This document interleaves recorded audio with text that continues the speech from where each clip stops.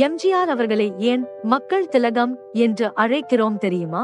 ஏனென்றால் தன்னுடைய ஒவ்வொரு செயலிலும் மக்களை பற்றியே சிந்தித்தவர் எம்ஜிஆர் அவர்கள்.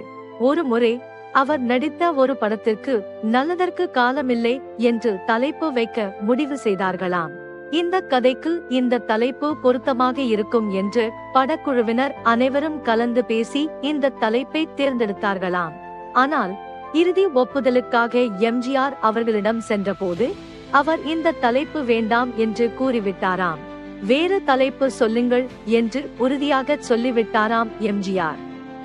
நம்ம கதைக்கு இந்த தலைப்புதான் பொருத்தமாக இருக்கும் என்று இயக்குனர் விளக்க முயன்றாராம். இருப்பினும் எம்ஜிஆர் அவர்கள் தனது முடிவில் உறுதியாக இருந்தாராம். காரணம் என்ன தெரியுமா? தன்னை லட்சக்கணக்கான இளைஞர்கள் முன்மாதிரியாக கொண்டிருக்கிறார்கள். மக்கள் தன்னை பின்பற்றுகிறார்கள்.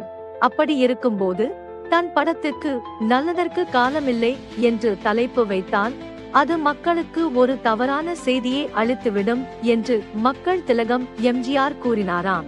அதன் பிறகுதான் அந்த படத்திற்கு திருடாதே என்று தலைப்பு வைக்கப்பட்டதாம்.